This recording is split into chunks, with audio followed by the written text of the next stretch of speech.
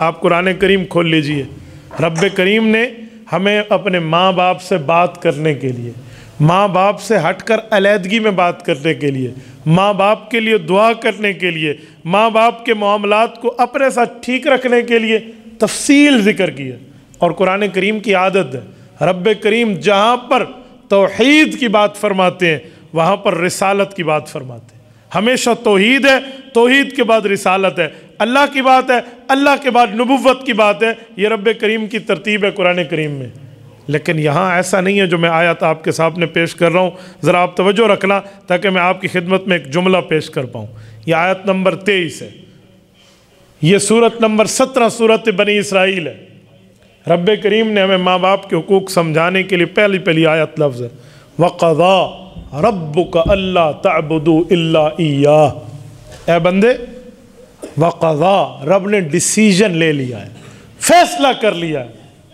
کیا فیصلہ؟ اللہ تعبدوا الا اياه، تو نے اللہ کو وحدہ لا شریک ماننا ہے، اللہ کو اکیلا ماننا ہے، شرک برداشت نہیں ہے، رب کریم کی ہمسری برداشت نہیں ہے، برابری اور اللہ رب العزت کے ساتھ شرک یہ نہیں ہے، خالص اللہ کو پکارنا ہے۔ یہ جبین نیاز خالص اللہ کے سامنے جھکے گی، غیر اللہ کا کوئی سجدہ نہیں ہے۔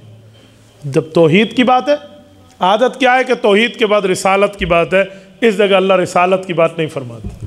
وجہ توحید کے بعد تو نبوت کی بات ہوتی ہے، لا الہ الا اللہ کے بعد محمد الرسول اللہ ہے، اشہد ان لا الہ الا اللہ کے بعد اشہد ان محمد الرسول اللہ ہے۔ ہر جگہ اللہ کی ذات کے بعد مصطفیٰ کی ذات کو جوڑا گیا ہے کہ خدائی کے بعد مصطفیٰ ہے، اور بعد از خدا بزرگ تو ہی قصہ مختصر۔ لیکن کیا مسئلہ ہے کہ رب کریم ان آیات میں جہاں بات کرتے ہیں توحید کی، وہاں پر رب کریم نے توحید میں اللہ نے اپنی بات کے بعد کس کی بات کی ہے؟ رب کریم فرماتے ہیں وَقَضَىٰ رَبُّكَ أَلَّا تَعْبُدُوا إِلَّا إِيَّاهُ وَبِالْوَالِدَيْنِ إِحْسَانًا۔ اللہ نے ماں باپ والے حقوق جو ہمارے اوپر لازم ہیں اپنے ماں باپ کے، فوراً اس کی بات کی ہے۔ اس سے سمجھ جائیں کہ ماں باپ ہمارا دنیا میں آنے کا سبب ہے، جیسے اللہ ہمیں زندگی دینے میں خالق ہے، ایسے ماں باپ ہمیں دنیا میں بھیجنے کے کاسب ہے۔ میرے دوستو، اللہ تعبدوا الا اياه وبالوالدین احسانا، فوراً ماں باپ کی بات کی۔ اور جہاں بھی ماں باپ کا یوں ذکر آئے، رب توحید کے بعد رسالت نہیں لاتے، حالانکہ نمبر رسالت کا ہے، ماں باپ کی عزت سکھاتے۔ ایک اور آیت ہے وَاشْكُرُوا لِي وَلِوَالِدَيْكَ، میرا شکر ادا کر اور ماں باپ کا شکریہ ادا کر۔ تو بھائیو، یہ پہلا حق ہے جو ہمارے پیدائش کے بعد ہمارے اوپر لاگو ہو رہا ہے۔ اچھا، میں اگر اس کی بھی تھوڑی آگے تفصیل دوں نا، یہ لفظ سنیں، وَبِالْوَالِدَيْنِ حقوقہ نہیں ہے، وَبِالْوَالِدَيْنِ احسانہ ہے۔ ایک حق ہوتا ہے، ایک احسان ہوتا ہے۔ آپ اور ہم بہت اچھی طرح سمجھتے ہیں حق کسے کہتے ہیں اور احسان کسے کہتے ہیں۔ حق کا تو مسئلہ ہے ضابطے کے مطابق جو اس کا حق بنتا ہے دے دو، احسان کسے کہتے ہیں حق نہ بنے پھر بھی دے دو۔ تو رب نے صرف یہ نہیں کہا کہ ماں باپ کے حقوق کو دیکھ لیں، فرمایا وَبِالْوَالِدَيْنِ احسانًا، ماں باپ کا حق بنے یا نہ بنے تیری طرف سے بھلائی اور اچھائی ہونی چاہیے۔ اچھا، اور اچھائی اور بھلائی کس طرح ہونی چاہیے؟ اس کے لیے جو لفظ احسان ہے، اگر ہم اس کا مادہ نکالیں تو حسن نکلتا ہے۔ حسن کسے کہتے ہیں؟ خوبصورتی کو، پیار کو، خوبصورت چیز کو ہم حسن کہتے ہیں۔ تو فرمایا تیرے اور تیرے ماں باپ کی ریلیشن شپ جو ہے، تیرے اور تیرے اماں اور ابا کا تعلق جو ہے، وہ ایسا ہونا چاہیے جسے کوئی برا نہ کہے، اچھا تعلق کہے۔ احسانہ، وبالوالدین احسانہ۔ اچھا، میں ایک جملہ یہاں مزید کہہ رہا ہوں، یہ حسن کب تک چلے، یہ خوبصورت تعلق کب تک رہے؟ ماں باپ کچھ دے رہے ہیں، جوان ہے، ابا کما رہا ہے، اس سے سب کچھ مجھے مل رہا ہے، میں بڑا خوش ہوں، ماں باپ کی عزت کرتا ہوں، سب کچھ، میری جیب گرم ہے ماں باپ کی وجہ سے۔ اب میرے ماں باپ بوڑھے ہو گئے ہیں، اب میرا ابا کچھ کما نہیں سکتا، میں کما سکتا ہوں، میرے ہاتھ میں طاقت ہے، میری آنکھ کی بینائی تیز ہے، میرے ابا کی بینائی کم ہے، میرے کان کی سنوائی بڑھ گئی ہے، ابو کی سنوائی کمزور ہو گئی، میرے ہاتھ میں طاقت، ابو کے ہاتھ میں لرزہ، یہی حال میری ماں کا ہے۔ اب کیا کروں؟ اب تو مجھے کچھ نہیں ملتا ان سے، اب معاملہ کیا؟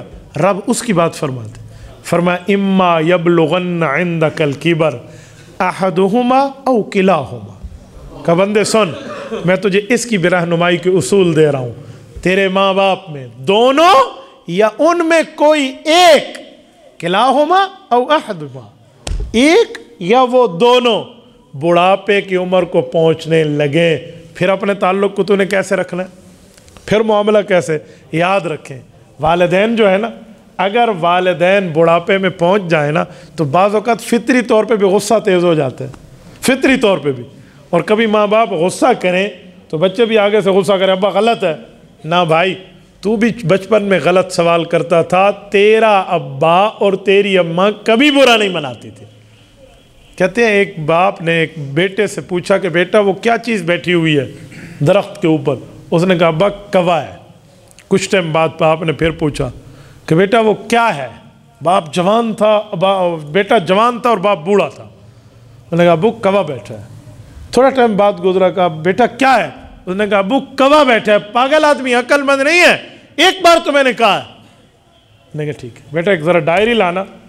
بیٹا بہت حیران ہوا، بھی ابا ڈائری منگوا رہا ہے، اسے پتہ ہے ابا کی یادداشتیں لکھی ہوئی ہیں اس ڈائری میں، وہ بھاگم بھاگ لے آیا۔ انہوں نے کہا جی فلاں تاریخ کھول، انہوں نے کھولی، اس زمانے میں اس کے باپ کی یادداشت لکھی تھی کہ آج فلاں سن ہے، فلاں مہینہ اور فلاں دن ہے، آج میرے بچے نے بولنا سیکھا ہے اور ایک درخت پہ کوا بیٹھا ہوا ہے، اور مجھ سے 17 بار میرے بچے نے پوچھا یہ کیا ہے؟ میں نے کہا کوا ہے۔ کیا ہے؟ میں نے کہا کوا ہے۔ کیا ہے؟ میں نے کہا کوا ہے۔ انہوں نے کہا بیٹا میں تیرے اتنے پوچھنے پر پریشان نہ ہوا تو میرے 3 دفعہ پوچھنے پر غصے میں آ گیا۔ وَبِالْوَالِدَيْنِ اِحْسَانًا، ہم صرف حقوق کی بات کرتے ہیں، اور بڑھاپے میں اگر ماں باپ کبھی اوپر نیچے کر کے غصہ بھی کر دینا تو میں ایک بات سمجھتا ہوں، جب تک میرے سینے میں باپ والا دل نہیں تھا نا ہم بھی سمجھتے تھے ایویں ہی ہوتا ہے، تو جب باپ والا دل آیا نا سینے میں تو پھر بندے کو سمجھ آئی کہ اولاد پر ماں باپ کبھی غصہ چیک کرنے کے لیے کرتے ہیں کہ بدل تو نہیں گیا ہے، تو وہی یا نہیں ہے، وہ دیکھنے کے لیے کرتے ہیں، اور ہم اس کا برا منا جائے۔ عجیب لوگ سوچتے ہیں شادی ہو جائے نا، بیوی آنے کے بعد ماں کے ساتھ، بہن کے ساتھ، باپ کے ساتھ تعلق بھائی کا بدل جاتا ہے۔ میں کہتا ہوں سنو ایک جملہ سنو، آج کل یہ جو جملے کہا جاتے ہیں نا ہمارے پاس کیسز آتے ہیں، ان میں ایک کیس ہوتا ہے جی میری اماں جو ہے نا یہ میری بچوں کی دشمن ہے۔ ایک بچے کو تو میں نے پکڑ لیا، میں نے کہا اگر تیری ماں تیری بچوں کی دشمن ہے تو تیری شادی کون پڑوسن گئی تھی تیری بیوی دیکھنے کے لیے، یعنی اماں گئی تھی، تو میں نے کہا بچوں کی دشمن ہے تو تیری بیوی کیوں لائی تھی؟ میں نے کہا کوئی وجہ تو ہے نا کہ تو نے اپنے ماں کے ساتھ تعلق خراب کیا، ماں غصے میں آ گئی، اس وجہ کو ختم کر، پاؤں پکڑ بیٹھ جا، کیا ہوتا ہے؟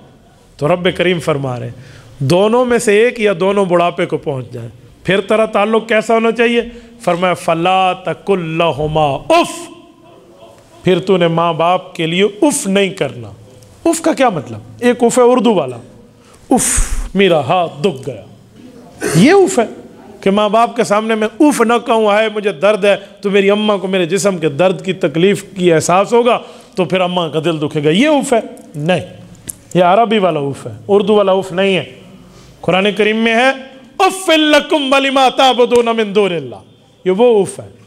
ابراہیم علیہ السلام جب اپنی قوم سے گفتگو کر رہے ہیں نا تو قوم بت پرست ہے، تو حضرت ابراہیم نے بت پرستی پر رد کیا، شرک کی نفی کی، توحید کے اس بات پہ دلائل دیے، تو جب انہوں نے اپنے بتوں کی جے جے کار سنانا شروع کی نا کہ ہمارے بت قدے میں فلاں فلاں اچھی چیز ہے، تو حضرت نے جب سب کچھ ان کو سمجھایا کہ یہ بت ٹوٹ گئے اور بڑے کے کاندھے پر میں نے جا کر وہ کلہاڑا ٹھہرا دیا ہے، اسی نے مارا ہے۔ انہوں نے کہا بڑا بت چھوٹوں کو مار سکتا ہے؟ کہا جی مار نہیں سکتا تو تمہاری مدد کیسے کر سکتا ہے؟ تو جب یہ انہیں دلائل سے سمجھایا نا تو پھر حضرت ابراہیم نے فرمایا اف لکم ولما تعبدون من دون اللہ، تم بھی بے وقوف ہو، تمہارے بتوں کا بھی یہی حال ہے، میں تم سے بیزار ہوں، تمہارے بت قدے سے بیزار ہوں۔ اف ممانا بیزاری، تو فلا تقل لہما اف، کہ بچے ماں باپ جوان تھے، تو نے جو کیا کیا، اب ماں باپ کے بڑھاپے کی زندگی شروع ہے، تیری ماں کی سر کے بالوں میں چاندی اترنا آ گئی ہے، تو سن فلا تقل لہما اف، تیری گفتگو میں، تیرے لین دین میں، تیرے تعلقات میں ایسا کوئی جملہ نہ نکلے جس سے تیرے ماں باپ سمجھیں کہ بچہ ہمارا نہیں رہا، یوں نہ ہو۔ فلا تقل لہما اف، اتنا بھی نہیں کہنا کہ جی ایسے محسوس بھی نہ ہونے دینا۔ اچھا بوڑھے ہیں، کبھی کوئی جملہ کہہ دیں اور میں غصے میں آ جاؤں اور میں کہوں یوں نہیں ہے، ایسے کہہ رہی ہیں آپ، کیا مجھے اس طرح جھڑکنے کی بھی اجازت ہے؟ فرمایا فلا تنہرہما، بچے یاد رکھنا یہاں گفتگو پیار والی چلتی ہے، ادھر تو نے ایسے بھی بات نہیں کرنی جسے جھڑک کے بات کرنا کہتے ہیں۔ فلا تنہرہما، یوں بھی بات نہیں کرنی، ٹھیک ہو گیا۔ تو پھر کیا کرنا ہے؟ کیسے بات کروں؟ سینسٹیو میٹر، حساس مسئلہ ہے، کیسے معاملہ؟ تو رب نے معاملہ بتایا، وَقُلْ لَهُمَا قَوْلًا كَرِيمًا، نرم پیار دلداری والے جملے ماں باپ کے لیے بولنے ہیں۔ قول کریم، کریم کرم سے نکلا ہے۔ کرم کسے کہتے ہیں؟ کرم مہربانی کو کہتے ہیں، کنسیشن نرمی کو کہتے ہیں۔ میں مثال دے رہا ہوں، آپ موبائل لینے گئے ہیں، مثلا مولانا گئے ایک موبائل والے کی دکان پہ، اس نے کہا مولانا صاحب ایک عرصے سے آپ ہمارے بڑے ہیں، یہ موبائل اتنے کی میری خرید ہے لیکن میں آپ کو اس سے بھی سستی دے رہا ہوں۔ کیوں بھائی؟ مولانا کو تیرے پارٹنرشپ رکھتے ہیں تیرے بزنس میں؟ نہیں نہیں، ہماری مسجد کے امام صاحب ہیں، بزرگ ہیں، اللہ والے ہیں، حق نہیں بنتا کہ میں رعایت کروں لیکن مہربانی کر رہا ہوں، نیک آدمی ہے۔ ہوتا ہے یا نہیں ہوتا؟ تو وہ حق تو نہیں بنتا، اسے کہتے ہیں مہربانی، حق سے بھی بڑھ کے۔ اسے عربی میں مہربانی کو عربی میں کہتے ہیں کرم۔ تو رب فرما رہے ہیں وَقُلْ لَهُمَا قَوْلًا كَرِيمًا، ماں باپ سے گفتگو میں بھی مہربانی کو دیکھنا، حقوق کے بارے باتیں نہ دیکھنا، حقوق کے معاملات نہیں، مہربانی نرمی اور شفقت کو دیکھنا، اس طرح بات کرنا۔ اچھا یہ حقوق پر آپ اندازہ لگا لیں کہ اسلام ہمیں ایک ایک بات پر کیسے رہنمائی کر رہا ہے۔